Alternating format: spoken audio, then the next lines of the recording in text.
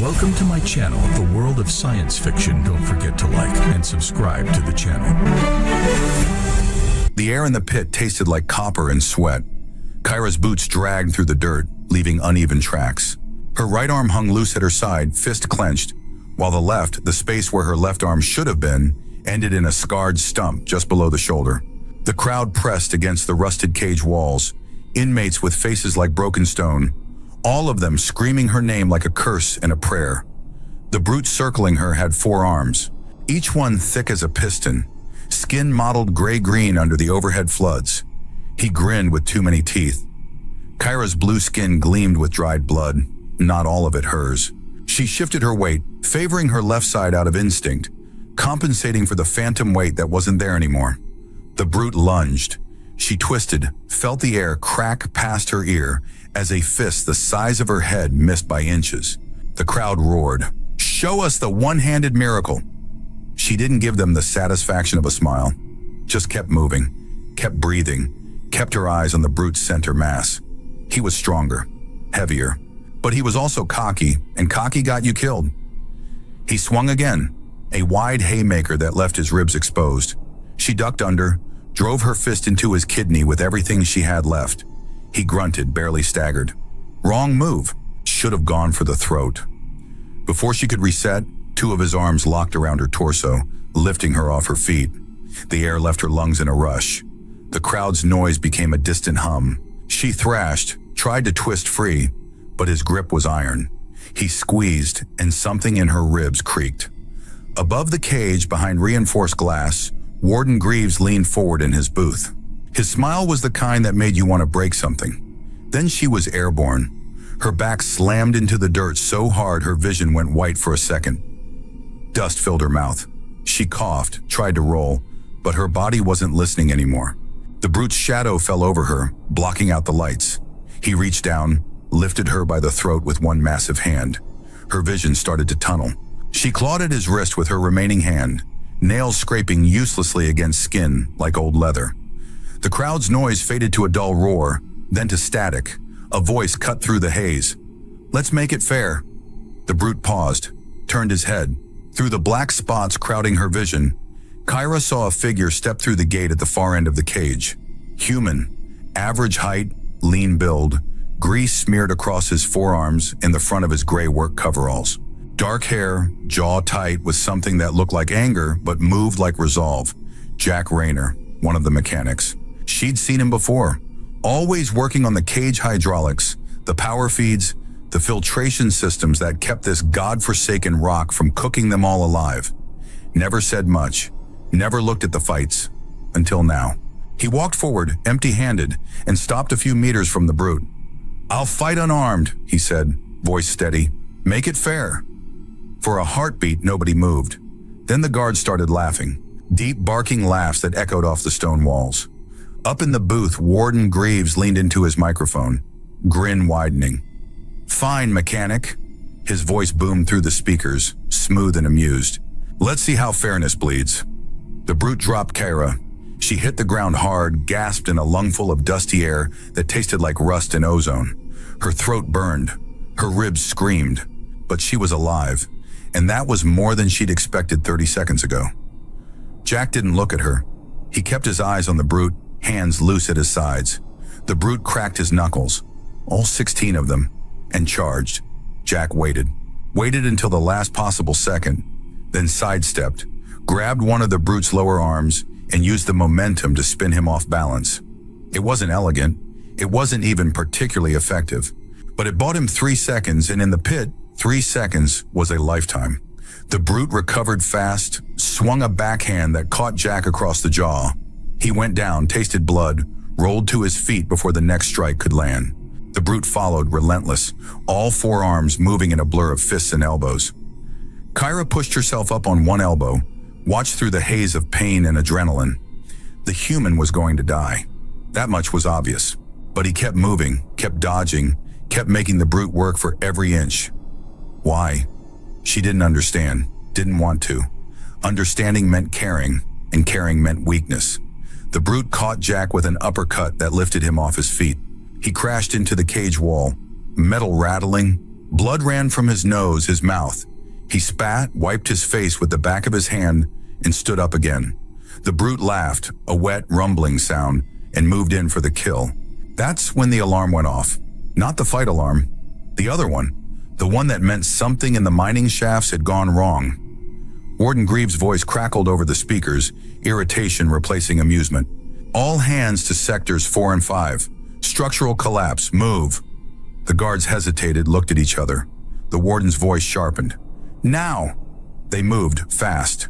Discipline overrode entertainment, and within seconds the cage was empty except for the 3 of them, Kara, Jack, and the brute.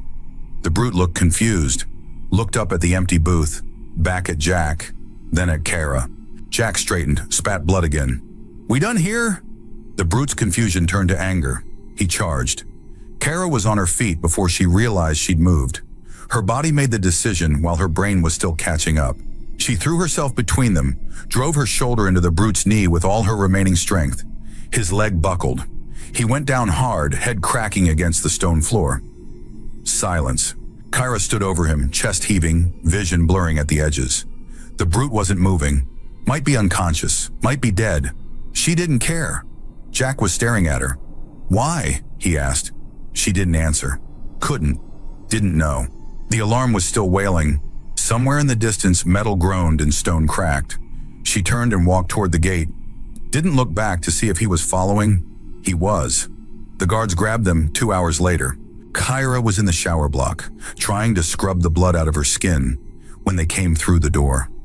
4 of them, all wearing riot gear, all with expressions that said they'd rather be anywhere else. "You're wanted," the lead guard said. His name was Voss. Face like worn stone, voice like gravel. "Both of you." Jack was already with them, hands zip-tied behind his back, fresh bruise blooming across his cheekbone. "What's the charge?" Kara asked, not moving. "No charge. Warden wants to talk." That was worse than a charge. They walked through corridors carved from solid rock, lights flickering overhead, pipes dripping condensation that pooled on the floor. Kesta 9 wasn't built for comfort. It was built to hold the worst of the worst while they stripped the asteroid down to its core, one shift at a time. Kara had been here 3 years, long enough to stop counting days, long enough to forget what the sky looked like. The warden's office was the only place on the entire rock that didn't feel like a tomb.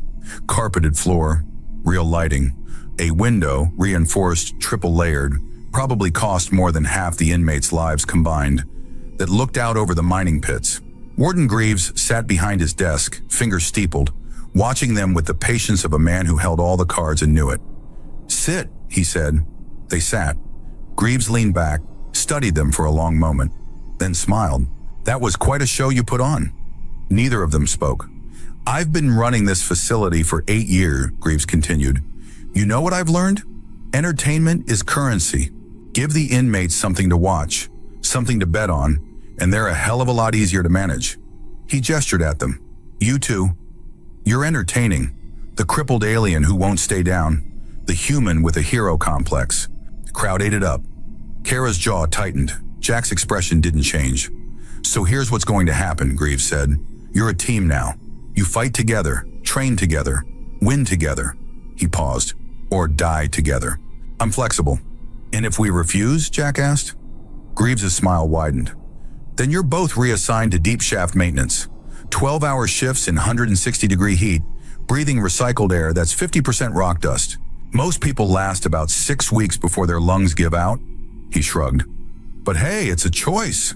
Kara felt the weight of it settle over her shoulders like a yoke. No real choice at all, just different flavors of hell. "When's the first fight?" she asked. "Tomorrow night." Greaves stood, walked to the window. "You'll have a cell together. Training time in the yard. We'll even throw in some scrap metal for your little engineering projects." He glanced at Jack. "I hear you're good with your hands." Jack didn't take the bait. Greaves turned back to them. "Dismissed." The guards led them out, down another series of corridors deeper into the rock. The cell they were assigned was barely 2 meters by 3. 2 bunks bolted to opposite walls. A toilet in the corner with no privacy screen. A single overhead light that buzzed like an angry insect. The door slammed shut behind them. Kyra sat on the lower bunk, back against the wall, and closed her eyes. Her ribs ached. Her throat felt like raw meat. And now she was stuck in a box with a human she didn't know and didn't want to know. "You didn't have to do that," she said, eyes still closed. "Do what?" Jack's voice came from the other bunk. "Step into the ring." "Yeah, I did." She opened her eyes, looked at him. He was sitting with his forearms on his knees, hands clasped loosely, dark eyes that didn't flinch away when they met hers. "Why?" "Told you already. Fair fight." "That's not an answer." He was quiet for a moment. Then, "I spent 6 years building weapons for the military. Automated drones, hunter-killers, things that could take out a target from 3 kilometers away without anyone pulling a trigger." He looked down at his hands. "I thought I was making the galaxy safer. Turns out I was just making it easier to kill people who couldn't fight back." Kyra waited. "I got court-martialed for sabotage," he continued. "Destroyed a whole production line. Set the program back 2 years. He looked up at her. "So yeah, when I see something unfair, I have a problem staying out of it." She studied him. Humans were hard to read. Their skin didn't shift color with emotion. Their body language was subtle to the point of useless.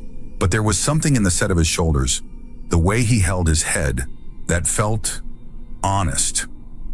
"Your pity's worse than their laughter," she said. It wasn't pity. His tone didn't change. It was respect. She almost laughed. Would have if her ribs didn't hurt so much. "You respect a cripple?" "I respect anyone still standing." The words hung in the air between them, weight and shape to them that she couldn't quite grasp. She stared at him for a long moment. Not hate, not trust, just confusion. This human didn't make sense. Didn't fit any category she knew how to handle. That made him dangerous. She lay back on the bunk, turned to face the wall. "Get some sleep, human. Tomorrow's going to be a long day." Behind her, she heard him shift, heard the creak of the opposite bunk as he settled in. The light stayed on, always did in the cells. Sleep came in fragments, if it came at all. But just before she drifted off, she heard his voice, quiet and steady in the darkness. "Name's Jack, by the way, not human."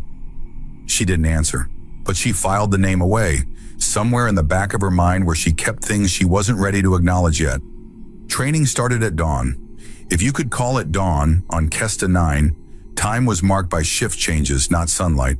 The yard was a fenced area outside the main block, open to the asteroid's thin atmosphere. The air smelled like sulfur and hot metal. The ground was packed dirt over stone, stained dark with old blood. Jack was already there when Kara arrived, sketching something on the ground with a piece of scrap metal. He looked up as she approached, nodded once. "What are you doing?" she asked. "Figuring out angles." He gestured at the sketch. Rough diagrams of force vectors, leverage points, center of gravity calculations.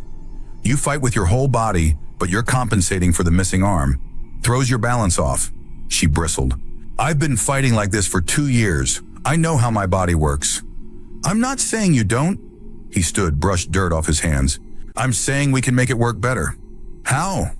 He walked over to a pile of scrap metal in the corner, pieces of broken machinery, old hydraulic components, sheared off pipes. Started sorting through it with the practiced eye of someone who saw potential in garbage.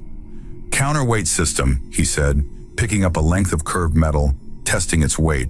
"Nothing fancy, just something to redistribute the load. Let you use both shoulders for strikes without losing stability." Kara watched him work, skepticism warring with curiosity. She'd tried prosthetics before. 3 different models, all of them useless. Too heavy, too slow, too easily damaged. She'd learned to fight without them, learned to make her remaining arms strong enough to compensate. "But maybe..." "Show me," she said. He did. For the next 3 hours, he worked metal with tools he'd borrowed or stolen from the maintenance bay, heated pieces with a portable torch, hammered them into shape against a makeshift anvil, welded joints with a precision that spoke of years of practice. Kyra watched, occasionally offering input, mostly staying quiet. There was something mesmerizing about watching someone who knew what they were doing, who moved with purpose and confidence, even when surrounded by rust and ruin. By midday, he had something that looked like a harness, metal frame that curved across her shoulders and down her right side, counterweight nestled against her ribs. Whole thing held together with adjustable straps. "Try it," he said. She hesitated, felt vulnerable in a way she didn't like. But she took the harness, slipped it on, let him adjust the straps until it sat right. It was heavy, uncomfortable. The metal dug into her shoulder blade, and then she moved. The counterweight shifted with her, compensating for the missing arm without her having to think about it. She threw a punch. Her balance held, shifted her stance, no wobble, pivoted. Her center of gravity stayed exactly where it needed to be. She looked at Jack. He was watching her with an expression she couldn't quite name. Pride, maybe, or satisfaction. Better? He asked. She threw another punch, harder this time. The harness held. Her shoulder didn't pull. The strike landed with the full force of her body weight behind it. Yeah, she said quietly. Better. Something shifted between them in that moment. Not friendship. She didn't do friendship, and she suspected he didn't either. But maybe partnership. Mutual respect built on competence and necessity.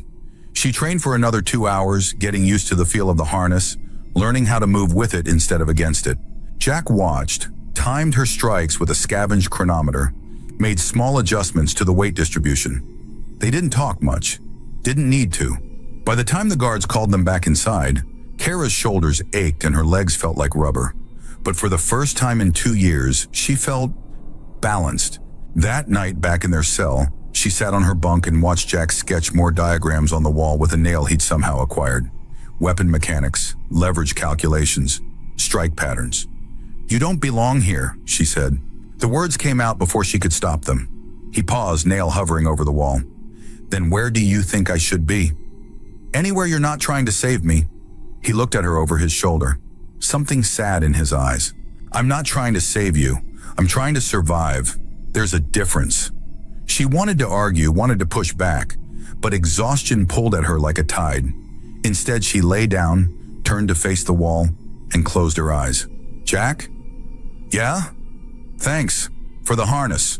A pause, then, "You're welcome."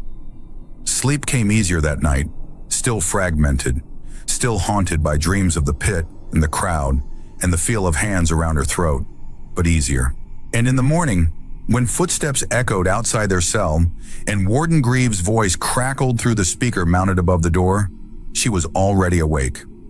"Tomorrow you fight together," the warden said, voice thick with anticipation. "Or die separately. Your choice." The speaker clicked off. Kara sat up, met Jack's eyes across the cell. "Guess we're committed now," she said. "Guess so." Neither of them smiled, but neither of them looked away. They came for Kara before dawn. Jack woke to the sound of the cell door opening, saw her being led out by 2 guards in heavy gear. She didn't fight, didn't look back, just walked, shoulders straight, harness still strapped to her torso. The door slammed shut.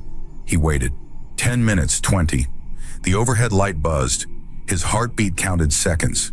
She returned an hour later, face unreadable, movement stiff. The guards shoved her inside and locked the door behind her. Jack stood. "What happened?" "Nothing." She sat on her bunk, back against the wall. "Kyra, I said nothing." But there was something in her voice, something brittle and sharp. He knew that tone, knew what it meant when someone wrapped themselves in denial that tight. "What did Greaves want?" he pressed. She was quiet for a long moment. Then, he wanted a better show. That was all she'd give him. He could see it in the set of her jaw, the way her hand curled into a fist against her thigh. Pushing would only make her shut down further, so he didn't push. Just sat back down on his bunk and went back to sketching on the wall, giving her space to breathe. But he saw the way she reached under her bunk when she thought he wasn't looking. Saw the glint of metal, small, sharp, hidden beneath a thin mattress. A knife. His chest tightened. He didn't let his expression change. Didn't give any sign that he'd noticed. Maybe Greaves had offered her something. A deal. Her freedom for his blood. Maybe she'd agreed. Maybe she was planning to end this partnership before it went any further. Or maybe she was just preparing for a fight, and the knife was insurance. He didn't know. Couldn't know. And the not knowing sat in his gut like lead. They spent the rest of the day in silence, avoiding each other's eyes, the weight of unspoken words pressing down like atmosphere. The overhead light flickered. Once, twice. Jack's eyes snapped to it, then to the air vent. The hum had changed pitch. Subtle, but wrong. "You hear that?" he asked. Kara tilted her head. "Filtration system. Sounds off." He stood, pressed his hand against the vent. The airflow was weaker than it should be. Not critical. Not yet. But trending wrong. They didn't talk about it. What was there to say? The pit smelled different that night. Oil and blood, like always. But underneath that, something chemical. Something sharp that burned the back of the throat. The crowd was larger than usual, pressed 3 deep against the cage walls, faces twisted with anticipation. Word had spread. This wasn't going to be a normal fight. Kyra and Jack stood in the center of the pit, back to back without meaning to. The harness sat heavy on her shoulders. His hands were empty, scarred knuckles catching the overhead lights. Warden Greaves' voice boomed through the speakers, smooth and theatrical. "Ladies and gentlemen, a special match tonight." He drew the words out, milking the tension. 2 traitors, one who destroyed military property, one who killed her own squad leader, versus the beasts of Kesta 9. The crowd roared. Kara's breath caught. Squad leader. How did he? But there was no time to think, no time to process, because the gates were opening and something was moving in the darkness beyond. "If you plan to stab me," Jack said, voice low enough that only she could hear, "make it quick." She turned her head slightly, met his eyes, saw the knowledge there, saw that he'd seen the knife, that he knew what Greaves had probably offered her, that he was prepared for betrayal. Something in her chest twisted. "I changed my mind," she said. "About what?" "About you." The first beast hit the cage floor with a wet thud. It was almost as tall as she was, built low to the ground like a predator designed for tight spaces. Skin like black glass, reflecting the overhead lights in fractured patterns. Its jaw was metal, literally metal. Shards of sharpened steel fused with bone and tissue in some horrific mining accident that had turned it into something between animal and machine. Behind it, 2 more emerged from the tunnel. Then 3 more. 6 total. Kyra's hand went to her belt, closed around the knife she'd hidden there. Not for Jack. For this. For the things that moved in the darkness beneath Kesta 9. The things the guards fed with corpses and kept contained with electric fences and prayer. The first beast charged. She met it head on, knife flashing in an arc that caught its eye. Black fluid sprayed. It screamed, a sound like metal tearing, and veered off course. Jack was already moving, circling to her right, keeping the wall at their backs. "Narrow trench," he shouted. 3 o'clock. She saw it. A maintenance channel cut into the floor. Barely wide enough for one of the beasts. Perfect for funneling them, controlling the approach. They moved as one. She led the way, using the harness's counterweight to pivot faster than should have been possible. Jack followed, grabbed a length of broken pipe from the cage floor. The second beast lunged at her back. Jack swung the pipe in a brutal arc, caught it mid-leap, redirected its momentum into the trench wall. Its skull cracked. It didn't get up. The third came low, trying to hamstring her. She dropped, drove her knife up through its jaw. Bone and metal shattered. Jack's boot came down on its neck. Finished it. 4th and 5th together. Coordinated. Learning. She threw her knife, buried it in one's throat while Jack used the pipe as a lever, snapped the other's foreleg at the joint. It collapsed. She retrieved her knife. Ended it. The crowd was silent now. Just watching. Breathing. 6 down? No. 5. The last one was bigger than the others, scarred and missing half its lower jaw. It circled them, intelligent eyes tracking their movements, learning from their patterns. "Shit," Jack muttered. "Yeah."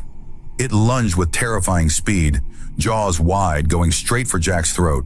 Kara threw herself between them, felt claws rake across her ribs, felt the impact drive the air from her lungs. She wrapped her arm around its neck, used her weight to drag it down, drove her knife in again and again until it stopped moving. When she looked up, Jack was staring at her, blood running from a cut above his eye. "Why?" he asked. Second time he'd asked that question. This time she had an answer.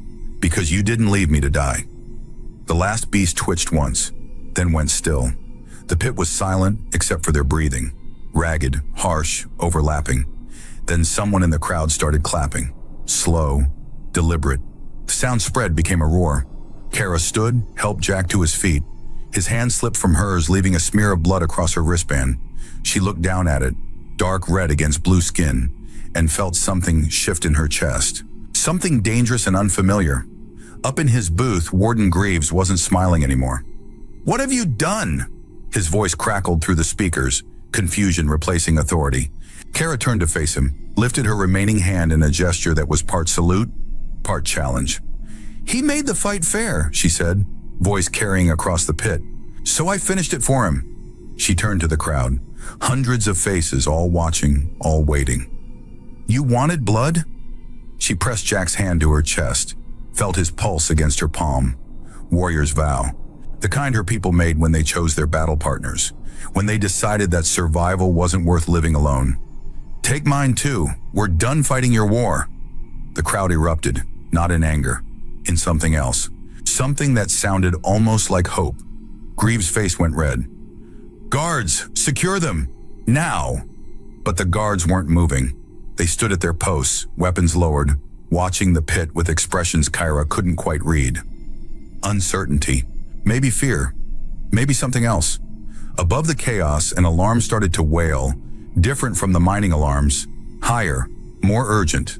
The wall screens flickered to life, all of them at once, showing the same transmission. Static cleared to reveal a face. Female. Blue skin marked with clan tattoos. Eyes wide with desperation. "This is Captain Shara of the vessel Morning Star." The voice was thin, distorted by distance and interference. "We're under attack in Sector 7 orbit. Hull breaches on decks 2 through 5. Life support failing. If anyone can hear this..." The screen showed the background behind her. Flames, smoke, people moving in panic. "We have refugees. Kyra's clan. Survivors from the purge. If there's anyone out there who can help..." Kara's knees went weak. Her clan.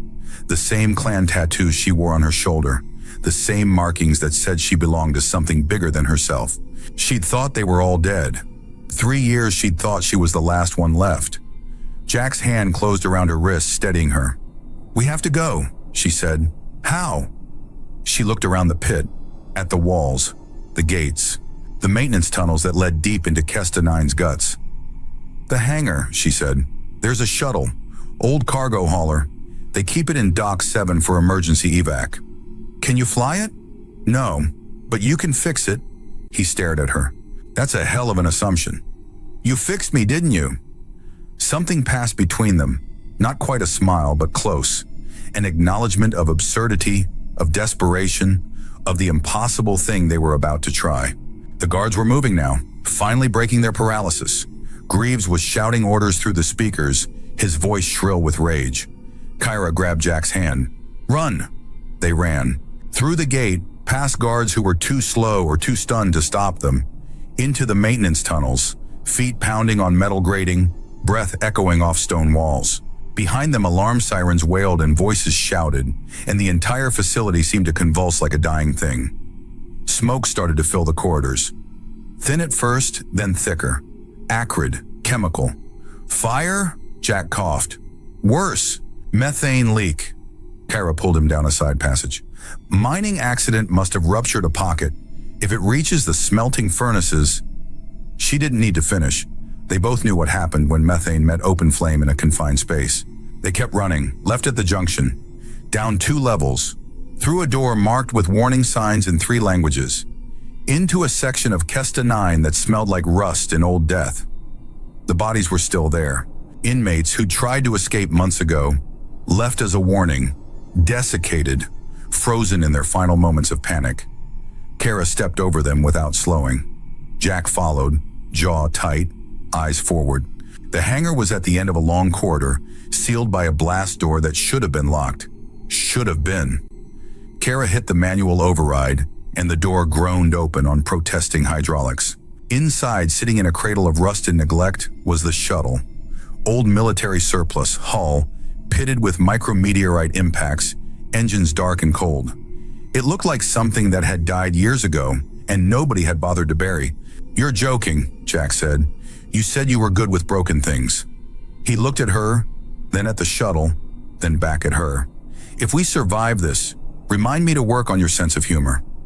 They crossed the hangar floor. Kyra's legs felt like lead. Her ribs screamed with every breath. But she kept moving. Had to keep moving. Jack hit the access panel, and the shuttle's loading ramp dropped with a shriek of metal on metal. They climbed inside. The interior was a disaster. Exposed wiring, missing panels, seats torn out for salvage. The cockpit looked like something from an archaeological dig. Jack slid into the pilot seat, started pulling panels, tracing power lines with fingers that moved faster than thought. "Talk to me," Kara said, standing behind him, watching the hangar door. "Main power's dead. Backup cells are at 12%. Engine 1 seized. Engine 2..." He paused. "Engine 2 might work. Maybe. If I can bypass the safety protocols and jury-rig the fuel line."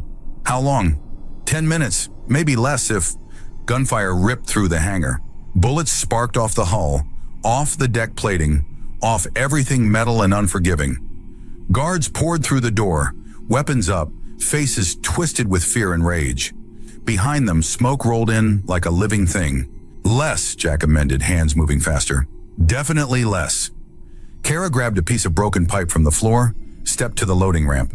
The guards were 50 meters away. 40, 30. She threw the pipe like a spear.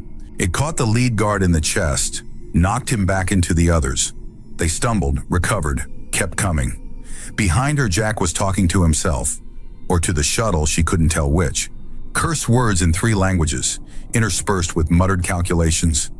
The guards opened fire again. Kyra ducked back inside, felt bullets punch through the hull just above her head. "Jack!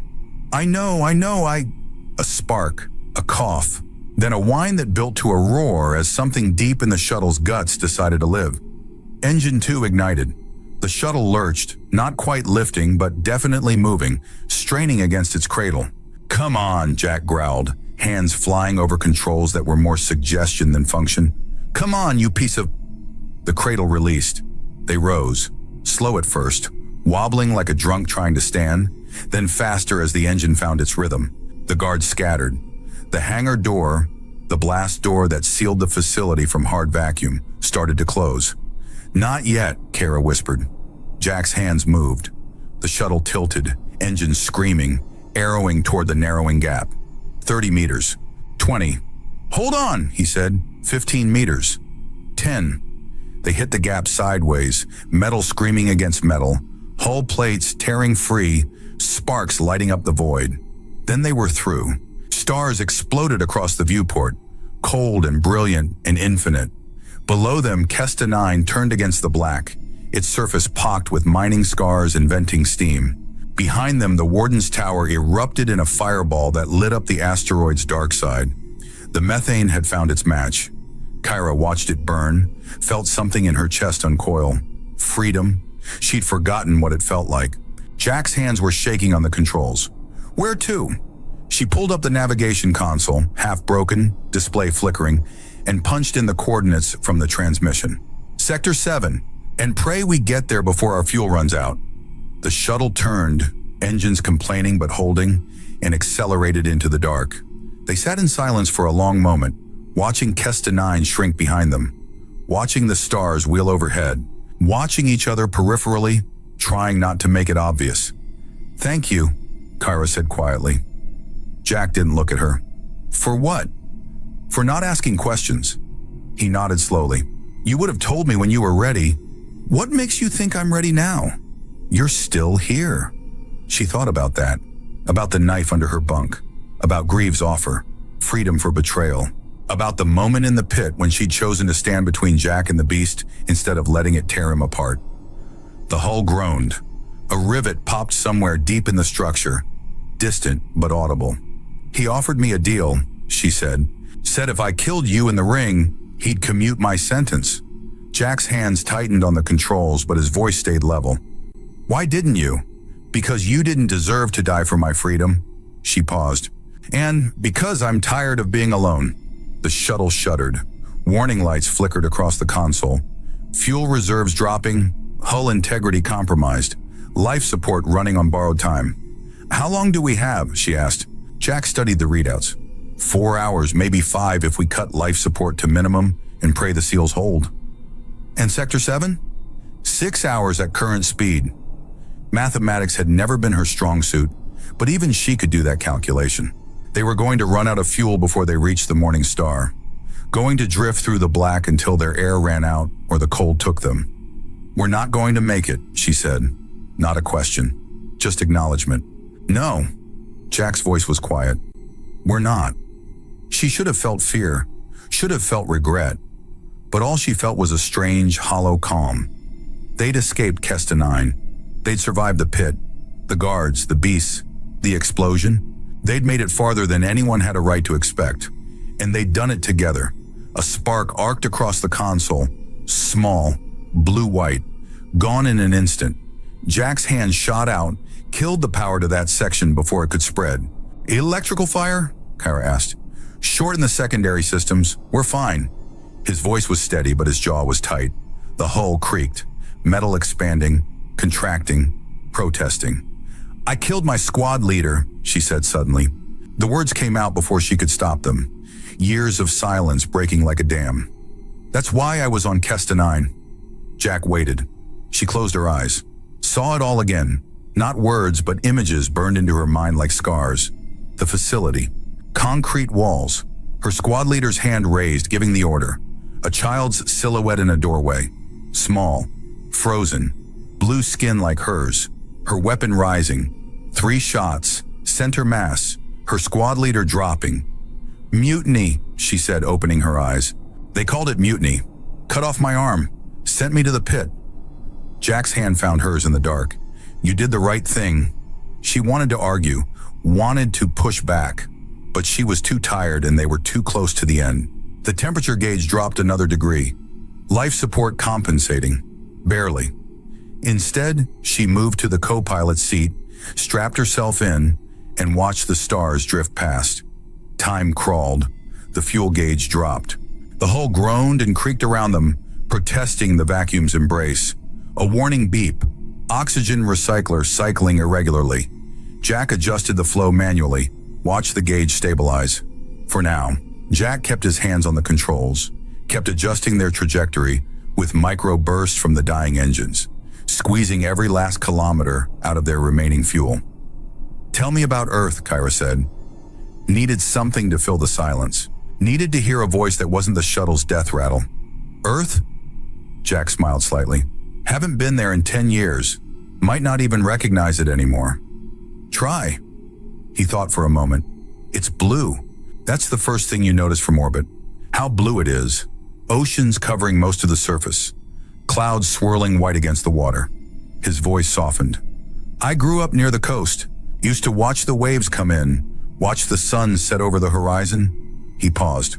"On Earth, air didn't taste like iron. Didn't burn when you breathed. You could just breathe. Sounds peaceful." It was. He looked at the viewport, at the endless black. "For a while? What made you join the military?" "Wanted to make a difference. Wanted to protect people." He shook his head. "Naive kid stuff.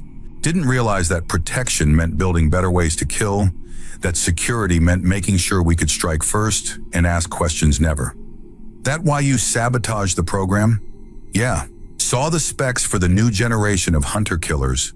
Fully autonomous, no human oversight, target selection based on probability algorithms, meaning the AI could decide who died based on statistics and margin of error." His jaw tightened. They were going to deploy 50,000 units across the colonies, 50,000 killing machines with nobody pulling the trigger. "So you stopped them?" "So I tried. Bought us 2 years maybe. They'll rebuild. Always do." He glanced at the fuel gauge. "But at least I did something?" The console beeped. Warning, critical fuel levels. Jack's hands moved across the controls, shutting down non-essential systems, rerouting power to life support in the single working engine. The cabin lights dimmed. The temperature dropped. "How much longer?" Kara asked. 30 minutes, maybe 40. Not enough. Not nearly enough. The transmission from the Morning Star replayed on the console. Captain Shara's voice thin and desperate. Flames reflected in her eyes. Kyra's clan. Her people. The ones she'd thought were dead. And she was going to die before she could reach them. Something broke inside her chest. Not dramatic. Not violent. Just a quiet fracture. like ice cracking under pressure. "I'm sorry," she said. Jack looked at her. "For what?" "For dragging you into this. You could have stayed on Kesta 9, could have survived." "Survived isn't the same as living." He reached over, took her hand. His skin was warm against hers, calloused and scarred and real. "Besides, I meant what I said. Fair fights, partnership, all of it."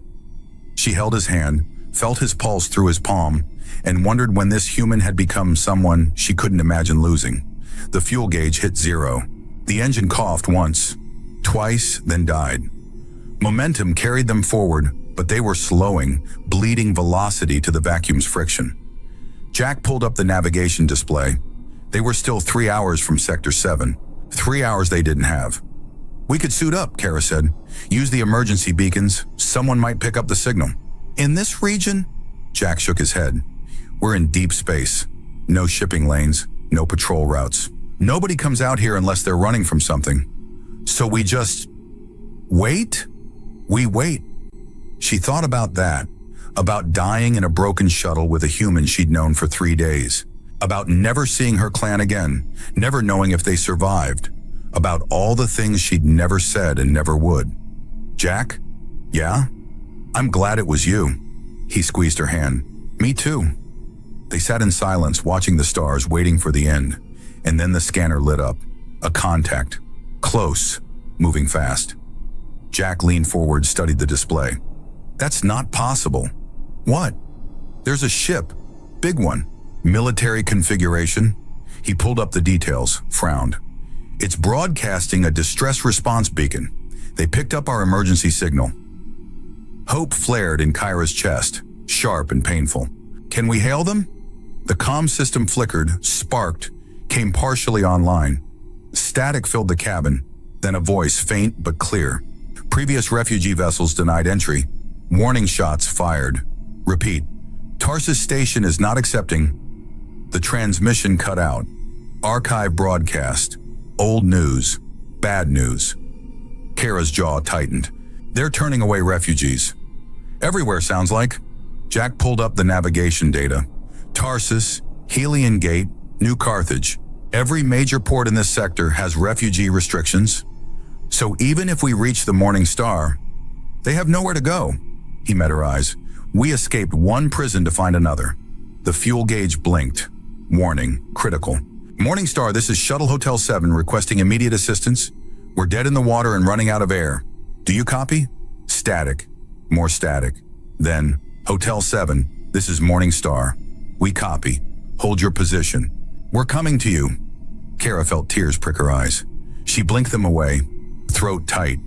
The ship appeared on the viewport, massive, scarred, engines burning blue-white as it closed the distance. It looked like it had fought through hell and somehow come out the other side. The Morning Star. 20 minutes later, they were inside the cargo bay, breathing recycled air that tasted like rust and ozone, but felt like paradise. Kara's legs gave out the moment her feet hit solid deck. Jack caught her, held her up. Around them, people moved, blue-skinned, marked with clan tattoos she recognized, faces thin with hunger and stress but alive. So alive. Through a reinforced window in the bulkhead, she saw them. Children pressed against the glass, watching with wide eyes. An old woman holding a child's hand. A man with bandages covering half his face. 300 souls with nowhere to go. The weight of it hit her like a physical blow. A woman pushed through the crowd. Older, gray, streaking her blue skin. Captain's insignia burned into her shoulder. "Kyra!" Her voice cracked. "Is that you?" Kyra straightened, found her balance. "Captain Shara." They stared at each other for a long moment. Then Shara pulled her into an embrace that felt like coming home. "We thought you were dead," Shara said. "After the mutiny trial, after they sent you to Kestanine, we thought, I should be dead." Kara pulled back, looked at the faces around her. Recognized some, strangers, others. "What happened? The transmission said you were under attack." "Pirates hit us 2 days ago, killed half the crew, took everything that wasn't bolted down." Shara's expression darkened. "We barely made it out. Life support's failing. We're running on fumes, and we've got 300 refugees who need medical attention we can't provide." Where are you headed? Anywhere that'll take us. But every port we hail turns us away. Tarsus Station fired warning shots when we requested docking clearance. Her voice went flat. Said we're disease vectors, security risks. They're not wrong. Half our people are flagged in corporate databases. Runaways, deserters, convicts. She looked at Jack. Who's this? Jack Rayner, engineer. He's with me. Jack nodded. Ma'am.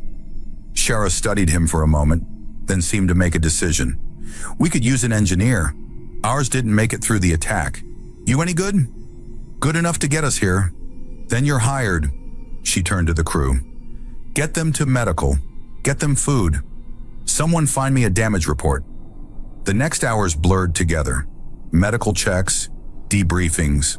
Jack disappeared into the engine room. Kyra stayed with Shara, helped coordinate the refugees, helped organize supplies. The Morning Star was dying, slow but certain. Hull breaches on 3 decks. Life support running at 60%.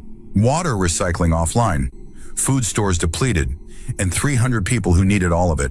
A pipe burst in Corridor C. Steam filled the passage, sent a repair crew scrambling. They sealed it with emergency foam, but 2 more leaks opened on the deck below. The ship was bleeding out, systems failing faster than they could patch them. We can't keep running, Shara said. They were on the bridge, standing at the observation window watching the stars. We'll be dead in a week, maybe less. What are our options? Surrender to the nearest authority and hope they're merciful, or find a port that'll take us. She laughed bitterly. The colonies we've contacted, Helion Gate, New Carthage, even the outer mining stations, they all say the same thing. Insufficient resources. Security protocols. One actually said we'd destabilize their economic balance. Her hands curled into fists. They'd rather we die in the black than risk their precious margins. Kara thought about Kestanine, about the pit, about 3 years of fighting for scraps while the warden watched from his booth. There's a third option, she said slowly. I'm listening. We make them take us. Find a colony that needs what we can offer. Labor, skills, bodies willing to work. And we negotiate from strength. We don't have any strength. We have survival. We have desperation. Kyra's hand moved to the control console, fingers settling on the edge with quiet certainty. And we have 300 people who refuse to die quietly. That's more than most. Shara was quiet for a long moment. Then she smiled, small but real. When did you become a leader? I'm not. You are. You just don't know it yet. Before Kara could respond, Jack's voice crackled over the comm. Captain, you're going to want to see this. They found him in the engine room, surrounded by exposed machinery. His face was streaked with grease, his hands blackened, but his eyes were bright. I've been running the numbers, he said. The Morning Star's salvageable. I can get life support back to 80%, maybe 90% if we cannibalize non-essentials.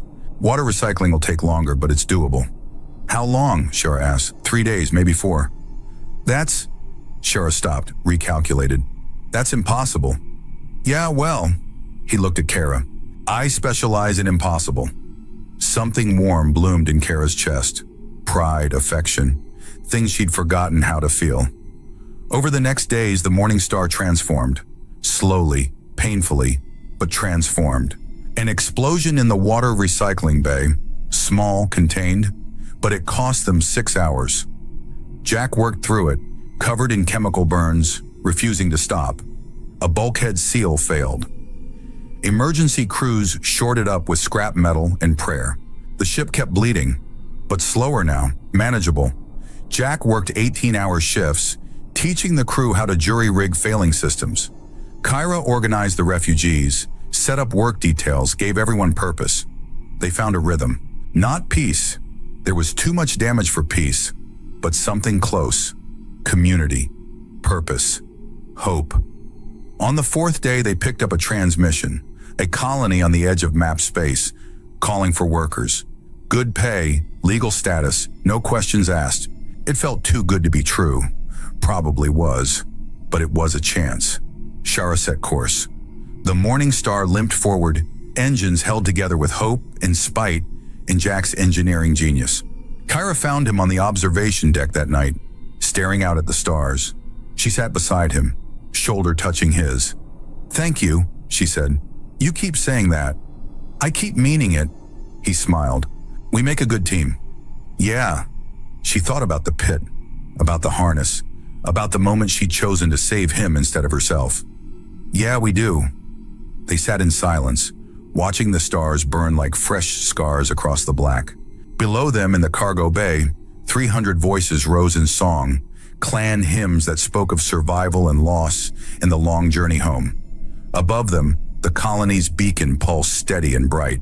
And between them, scarred hands found each other in the dark, holding on like gravity, like oxygen, like the only thing that mattered. She looked down at her wristband. The blood, Jack's blood, still marked her blue skin, dark red, permanent. A vow made in the pit and kept in the stars. "You think they'll take us?" Kyra asked. "I think we'll make them." She smiled, quiet, real. "Fair fight?" He met her eyes, held them. The moment stretched, not perfect, not complete, just honest. Fair fight. They rose to answer a world's call. Two broken souls who'd learned that survival meant more than breathing, that family meant more than blood, that fairness was something you fought for with everything you had. The morning star accelerated toward the colony beacon, toward uncertainty, toward whatever came next. They laughed at a broken fighter, but two broken souls rose to answer a world's call.